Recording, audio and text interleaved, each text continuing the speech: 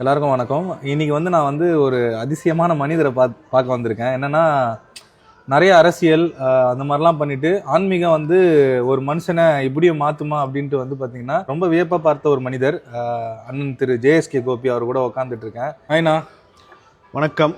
எல்லா புகழும் முருகனுக்கே. ரொம்ப சந்தோஷம். நான் ஃபஸ்ட்டு இந்த நேரத்தை எனக்காக ஒதுக்கி என்னோட உட்காந்து இன்னைக்கு இங்கே இருக்கிறதுக்கு முருகனுக்கு முதல்ல நன்றி சொல்லிக்கிறேன். நன்றி நன்றி நன்றி. அதே மாதிரி இந்த அற்புதமான மனிதர்னு சொன்னீங்க, அப்படிலாம் இல்லை, சாதாரண ஒரு மனிதர் தான். உங்களை போல நானும் ஒரு சாதாரண ஒரு மனிதர் தான். ரீசெண்டாக நிறைய பேர் நிறைய விதமாக பார்த்தீங்கன்னா அஸ்ட்ராலஜிஸ்டில் பார்த்தீங்கன்னா நிறைய விதமாக பார்த்து சொல்கிறாங்க. ஆனால் நீங்கள் ஃபஸ்ட் டைம் இந்த கர்மா ரிசர்ச்னு ஒன்று சொன்னீங்க. அது எனக்கு அப்படியே ஒரு மாதிரி ஆயிடுச்சு. எனக்கு மட்டுமே தெரிஞ்ச விஷயம் பார்த்தீங்கன்னா உங்களுக்கு எப்படி தெரிஞ்சுது, அது எப்படின்றது பார்த்தீங்கன்னா ரொம்பவே வியப்பாக இருந்ததுன்னா அப்படியே என்னோட பாஸ்ட் ஃப்யூச்சர் இதெல்லாமே பார்த்தீங்கன்னா அப்படியே பார்த்தீங்கன்னா மிராக்கலாக இருந்தது. அது எப்படின்னா அது ஆக்சுவலாக என்னென்னா, ஹரிஷ்ன்ற ஒரு நபரை நான் எப்படி பார்த்தேன்னா, ஒரு தில்லுக்கு துட்டு. அப்போ நான் இந்த ஸ்பிரிச்சுவலையும் கிடையாது. ஒரு ஃபங்க்ஷனில் உன்னை பார்த்தேன் ஹரிஷ். திடீர்னு பார்த்தா நீ கேதார்நாத்தில் போயிட்டு ரஜினி சார் ஃபோட்டோ வச்சு ஒரு வீடியோ போடுறான். அந்த வீடியோ வைரல் ஆகுது. நான் அடிக்கடிக்கு சொல்லுவேன், ஒரு மனிதன் அவனுக்கு நேரம்னு ஒன்று வந்துருச்சுன்னா அது யாருமே தடுக்கவே முடியாது. அதை உங்களை யாரும் கட்டி வைக்கவும் முடியாது. அதுக்கு அடுத்த கட்டத்தை கொண்டு போயிட்டே இருக்கும். அப்படி இருக்கும்போது நீ திடீர்னு ரொம்ப ஸ்பிரிச்சுவல் உள்ள போனதுக்கப்புறம், நானும் அப்போ வேறு உலகத்தில் இருந்தேன், அரசியலில் இருந்தேன். ரொம்ப தீவிர எதிர்ப்பு அரசியல் பண்ணிகிட்டு இருக்கும்போது வேறு ஒரு உலகத்தை ஸ்பிரிச்சுவல் ஆனதுக்கப்புறம் நான் நிறைய விஷயங்கள் உணர்ந்ததுக்கப்புறம் அப்படியே தேடை மெடிடேஷன் எங்கேயும் போய் அப்புறம் ஒரு கட்டத்துக்கு மேலே அந்த கர்மாவே பார்க்கக்கூடாதுன்னு முடிவு பண்ணி யாருக்குமே பார்த்து சொல்லக்கூடாதுன்றப்ப தான் நீ என்கிட்ட கேட்டேன். நான் உனக்கு ஒரு டைரி கூட அமிச்சேன்னு நினைக்கிறேன். அந்த டைரியில் 3 பேர் இருந்துச்சு, உன்னோட ஒரு பேர் சேர்த்து. ஆனால் அதில் எந்த மட்டும் தான் பார்த்துருக்கீங்க? உங்களுக்கு மட்டும் தான் பார்க்க உத்தரவு வந்துச்சு. அதுக்கப்புறம் பார்க்க வரல. அப்புறம் ஹரிஷ் பார்த்தேன். ஹரிஷ் நான் தான் சொன்னது, ஹரிஷ் ஒரு மிகப்பெரிய ஒரு ஸ்பிரிச்சுவல் மகானாக வரக்கூடிய ஒரு ஆள். நீங்கள் ஆன்மீகத்தை தேடலாம், ஆன்மீகம் உங்களை தேடி வந்திருக்கோம். பட் ஆனால் விதியும் நேரமும் கரெக்டாக இருந்ததுனால இப்படி இருக்கீங்க. எனக்கு ரொம்ப ஷாக் ஆயிடுச்சுண்ணா. நீங்கள் எனக்கு மட்டும் தெரிஞ்ச விஷயத்த சொன்னதும், ரெண்டாவது வரப்போகிற விஷயத்தையும் சொன்னீங்க. அது வெளியில் யாருக்கிட்டையும் சொல்லக்கூடாதுன்னு சொல்லியிருக்கீங்க.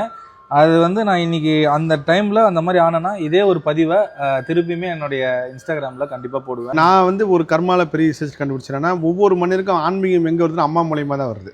தாய் மூலயமா தான் உங்களுக்கு அந்த ஆன்மீகம் சம்மந்தப்பட்டதாக இருக்கட்டும், இறை சக்தியாக இருக்கட்டும், தாய் மூலயமா தான் வருது. அதில் உங்களுக்கும் உங்கள் தாய் மூலயமா தான் வந்திருக்குன்றத நான் கரெக்டாக சொன்னேன். கடைசி வரைக்கும் நீங்கள் அம்மா கிட்ட எப்படி இருந்தீங்கன்றது ஏன்னா உங்கள் ஃபேமிலி லைஃப் எனக்கு தெரியாது. எனக்கு என்ன காட்டுச்சோ அதை கேட்டது தான் எனக்கே மிராக்கலாக இருந்தது. என்னடா இது, நம்மளுக்கு தெரிஞ்ச இந்த விவேக்குக்கு ஒரு படத்தில் காமெடி வரும்ல, இந்த மாதிரி நம்ம நினைக்கிறது எல்லாமே தெரியும். அது மாதிரி உங்களுக்கு எப்படி இந்த அளவுக்கு தெரிஞ்சதுன்றதான் ரொம்ப ஆச்சரியமா இருந்தது. நான் கூட பார்த்தீங்கன்னா ஃபர்ஸ்ட் எல்லாம் பார்த்தீங்கன்னா ரொம்ப அரசியல் தான் நீங்க அதிகமா பேசுவீங்க. அப்போ உங்களை பார்த்து எனக்கு செம்ம இரிட்டேட் ஆகும், என்ன ஒரு இப்படி பேசுறாரு அப்படின்ட்டு. அதுக்கப்புறமா நீங்க இங்க முருகர்கிட்ட வந்ததுக்கு அப்புறம் அந்த அரசியலே வேணாம், எனக்கு அது தேவையே இல்லை, இனிமேட்டு எல்லாமே ஆன்மீகம். அதுக்கு காரணம் ஒன்னே தான். நீங்க அந்த உலகம் அரசியல் நான் எல்லா அரசியல் தலைவர்களோட பழகிருக்கேன், எல்லா அரசியல் தலைவர் நெருக்கமா இருந்திருக்கேன். நான் சண்டை போட்டு ஒரு ட்விட்டரில் ஒரு விஷயம் போட்டால் அது ஒரு செய்தியாக வர அளவுக்கு அரசியல் சண்டைலாம் போட்டிருக்கேன்.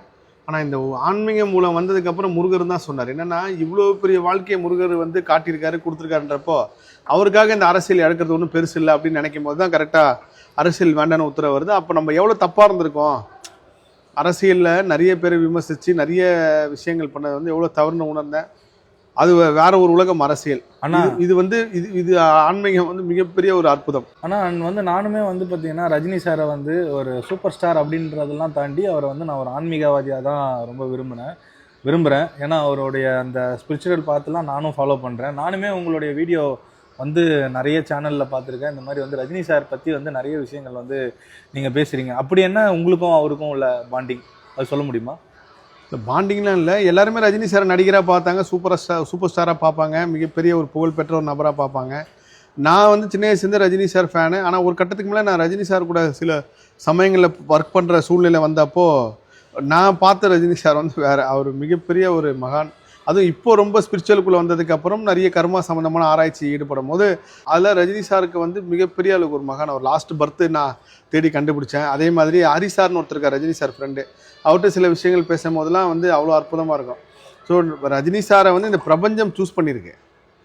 அவர் இந்த மாதிரி ஒருத்தர் பிறக்கணும், அந்த ஒருத்தர் பிறந்தவர் பாபாஜியை பற்றி பேசணும், படையெடுக்கணும். அந்த பாபாஜியை பற்றி இன்னும் ஒரு 50 வருஷம் கழித்து மக்கள் எல்லாமே அந்த இடத்துக்கு போகணும், கூட்டமாக போகணும்.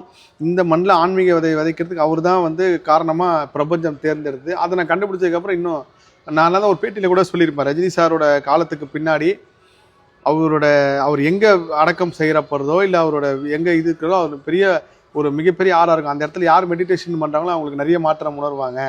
அதுதான் அந்த வீடியோ பெரிய வழிபடும் இடமா அது மாறும் பாருங்க. அதுதான் அந்த வீடியோ பார்த்தா ரொம்ப எனக்கு வியப்பா இருந்தது, என்னடா இது இப்படிலாம் பேசுறாரு அப்படின்ட்டு. இல்லை அதான் உண்மை. நீங்க இது வந்து நடக்கும். நம்ம இருப்போமா இல்லையான்னு தெரியாது, கண்டிப்பா இது வந்து நடக்கும். இன்னொரு 50 வருஷத்துக்கு வந்து ரஜினி சார் பேர் இப்போ இருக்கிறத விட அப்போதான் இன்னும் பெருசா இருக்கும். கடைசியா ஒரு கேள்வி மட்டும்ண்ணா, சொல்லுங்க கேளுங்க. இந்த கண்ணாடி வந்து எதுக்கு நான் போடுறீங்க? எனக்கு சத்தியமா நிறைய பேர் இல்ல நான் கண்ணாடி என் வீட்லயே வந்து நிறைய வந்து ஓவரா கூலிங் கிளாஸ் போடுறது அப்படின்னு சொல்லிலாம் திட்டினாங்க. அது ஒரு காரணம் இருக்கு. அது இப்போ ரீசெண்டாக கூட வந்து ஒருத்தர் நந்தகோபாலன்னு சொல்லி ஒருத்தர் பதிவு பண்ண இன்ஸ்டாகிராமில் அந்த வீடியோ போட்டிருக்கேன். இன்னொன்று நீங்கள் எப்பயுமே வந்து ரொம்ப ஸ்பிரிச்சுவல், நான் வந்து அந்த தேடை மெடிடேஷன் பண்ணுறதுல வந்து எனக்கு சொல்லிக் கொடுத்த குருநாதர் வந்து அதிகமாக கர்மா வந்து இப்போ நான் நிறைய பேருக்கு சொல்கிறேன்ல சில விஷயங்கள். இப்போ கோவிலில் நான் வந்து ஒருத்தர் பார்த்தா கூட அவங்க கண்ணை பார்த்து பேச மாட்டேன், கையில் குனிஞ்சு தான் பேசுவேன். யாரோட தலைவிதியும் யாரும் மாற்றக்கூடாது, மாற்றவும் முடியாது. அதில் நம்மளுக்கு இந்த இறைவன் கொடுத்த ஒரு விஷயத்த நான் நல்லவங்களுக்கு போவோம் கெட்டவங்களுக்கு போவோம், அதில் எதுக்கு போய் ஒருத்தர் விதியை மாற்றணும், எதுக்கு ஒருத்தர் தலையை அவங்க அனுபவிக்கணும், அனுபவிச்சு தான் ஆகணும். அப்போ அந்த தேடை மெடிடேஷனில் எனக்கு இந்த உத்தரவு கிடச்சிது. கண்ணாடி வெறும் கண்ணோட இருக்கும்போது அது நிறைய விஷயங்கள் பாதிப்பு வரும். இன்னொன்று நான் 3:30 மணிக்கு எழுந்து மெடிடேஷன் பேசிக்காகவே வந்து என்னென்னா இந்த 3 to 4 மணிக்கு விடிய காலத்தில் எழுந்துக்க ஆரம்பிச்சிட்டிங்கனாலே ஒரு 9:30 10 மணிக்கு 11 மணிலாம் உங்களுக்கு கண் வந்து எரிச்சல் ஆற ஆரம்பிச்சிடும். 7 மணி ஆச்சுன்னா உங்களுக்கு ரொம்ப தூக்கம் ஆர ஆரம்பிச்சிடும். அதில் அந்த மெடிடேஷன் ரொம்ப டீப்பாக போக எனக்கு குருநாதர் வந்து கண்டிப்பாக கண்ணாடி போட்டுங்க அப்படின்னாரு. அதான் காரணம், வேறு எந்த காரணமும் கிடையாது. பெரிய எந்த பெரிய ரகசியமும் கிடையாது. இதுதான் ஆன்மீகம் அப்படின்னா என்ன அப்படின்ட்டு என்னோட ஃபாலோவர்ஸ்க்கு நீங்கள் என்ன சொல்கிறீங்க? ஆன்மீகம்னா என்ன, எப்படி அப்படின்னு சொல்லிட்டு என்னோட ஃபாலோவர்ஸ்க்கு ஷார்ட் அண்ட் ஸ்வீட்டாக சொல்லணும்னா என்னன்னு சொல்லுவீங்க? ஆன்மீகத்தை தாண்டி இந்த பிரபஞ்சம் எப்படி செயல்படுதுன்றதை நான் கர்மாவில் ஒன்று கண்டுபிடிச்சேன். என்னென்னா எல்லாரும் இங்கே நல்லவரே, யாரையுமே கேவலமாக பார்க்காதீங்க, வாழ்க்கையில் யாரையுமே தாழ்த்தி பார்க்காதீங்க. யாரை நீங்கள் கேவலமாக பார்க்குறீங்களோ, யாரை கேவலமாக எண்றீங்களோ, இந்த பிரபஞ்சம் அவங்கக்கிட்ட தான் உங்களுக்கு வாழ்க்கையில் மிகப்பெரிய ஒரு உதவி கிடைக்கிற இடத்துல போய் நிற்க வைக்கும். அவங்க மூலயமா தான் அந்த உதவி கிடைக்கும். அப்போ நீங்கள் இந்த கேவலமாக பார்த்தது, தாழ்த்தி பார்த்ததுன்ற எண்ணெல்லாம் உடைஞ்சி துப்புநூறாக போய் நீங்கள் கில்ட்டினஸாக ஃபீல் பண்ணுறது நிற்கும். அதனால் என்றைக்குமே எல்லாருமே சமமாக பாருங்கள், யாரை பற்றியும் பொருளை பேசாதீங்க. நீங்கள் இன்றைக்கி ஒருத்தர் தப்பாக சொன்னீங்கன்னா உங்களை பற்றி ஒருத்தர் தப்பாக சொல்ல ரெடியாக அந்த பிரபஞ்சம் வச்சுருக்கோம். எல்லாரும் நல்லவர், எல்லாரும் சமமாக பாருங்கள், யாரையுமே ஜட்ஜ்மெண்ட் பண்ணாதீங்க. இது மட்டும்தான். ஆனால் எனக்கு இன்னொரு சந்தேகம்னா, இப்போ நிறைய பேர் வந்து பார்த்திங்கன்னா இந்த சின்ன வயசில் என்ன மாதிரி ஒரு சின்ன வயசு யங்ஸ்டர் வந்து பார்த்திங்கன்னா ஸ்பிரிச்சுவல் பாத்தில் போகிறாங்க, இந்த மாதிரி பண்ணுறாங்கன்னா அவங்கள நிறைய வந்து கிண்டல் பண்ணுறாங்க, எல்லாமே செய்கிறாங்க. அதை பற்றி என்ன நினைக்கிறீங்க? இந்த சின்ன வயசில் நம்ம ஆன்மீகத்தில் போகிறது கரெக்டாக, இல்லை வந்து வயசான பிறகு நம்ம போகிறது கரெக்டானா? ஆக்சுவலாக வந்து ஆன்மீகத்துக்கும் வயசுக்கு முதல்ல சம்மந்தமே கிடையாது. ஆதிசங்கரருக்கு எப்படி ஞானம் வந்துச்சு, அதே மாதிரி இன்னும் நிறைய ஞானிகள். ஆன்மீகத்துக்கு வயசுக்கு சம்மந்தமே கிடையாது. இது வந்து முழுக்க முழுக்க உணரக்கூடிய விஷயம்தான். ஆன்மீகத்தை வந்து உணரதான் முடியுமே தவிர அதுக்கு வயசே கிடையாது. அதே மாதிரி எல்லா கெட்ட பழக்கமும் கற்றுக்கிட்டு விட்ட வந்தேன் பெரிய ஞானி. நான் பிறந்ததுலேருந்து எந்த கெட்ட பழக்கமும் கற்றுக்கலன்ற வந்து அவ்வளோ சீக்கிரம் நான் ஞானம் வராது. நான் பார்த்த வரைக்கும் எல்லாத்தையுமே அனுபவிச்சு எதுக்குமே அடிக்ட் ஆகாமல், இதில் இந்த மாயை இருக்குது அப்படின்னு தெரிஞ்சுட்டு வரேன் தான். இப்போ ஹரிஷ் தம்பி கூட சொன்னார், நான் ஒரு காலத்தில் அப்படி இருந்தேன், நான் சாப்பிடாத நான்வெஜ் இல்லை, எங்கெங்கேயோ போய் என்னென்னலாம் பண்ணியிருக்கேன், நான் ஒன்றும் நல்லவெல்லாம் கிடையாதுன்னு எத்தனையோ பேட்டியில் சொல்லுவேன். நான் நல்லவன் கிடையாது. ஆனால் உலகம் எப்படி இயங்குது, பிரபஞ்சம் இயங்குது, ஆன்மீகம்ன்றது எவ்வளோ பெரிய விஷயம் பார்த்ததுக்கப்புறம் அது மேலே இருக்கிற அந்த மற்ற விஷயத்தில் பற்று குறைஞ்சிருச்சு. ஸோ ஆன்மீகத்துக்கும் வயசுக்கும் சம்மந்தம் கிடையாது. கிண்டல் பண்ணுறவங்க என்றைக்குமே கிண்டல் பண்ணிட்டே தான் இருப்பாங்க. இந்த உலகம் வந்து வாழ்ந்தாலும் ஏசும், தாழ்ந்தாலும் ஏசும். ஸோ அதை பற்றி எதுவுமே அதை பற்றி கவலைப்படாங்க. ஆன்மீகத்துக்கு வயசுக்கும் எந்த சூழ்நிலையும் சம்மந்தமே கிடையாது. ரொம்ப ரொம்ப நன்றி. நான் இவ்வளோ நேரம் உங்களோட டைம் எனக்காக கொடுத்ததுக்கு. கண்டிப்பாக எல்லாருக்கும் எல்லாமே கிடைக்கணும், முருகர் அருள் எல்லாருக்குமே எப்பயுமே இருக்கணும் அப்படின்னு சொல்லிட்டு நானும் உங்களோட சேர்ந்து வேண்டிக்கிறேன். ரொம்ப நன்றி ஹரீஷ். எல்லா புகழும் முருகனுக்கு. நீ கண்டிப்பாக விரைவில் கார்த்திக் சுவாமி டெம்பிள் போய் ஒரு வீடியோ பதிவு செய்யணும்.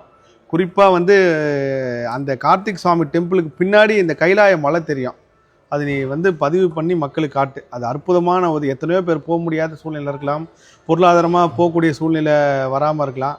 கண்டிப்பாக நீ போய் அங்கேருந்து ஒரு காணொலி பதிவு பண்ணுறது என்னோடய ரெக்வஸ்ட்டு. நன்றி.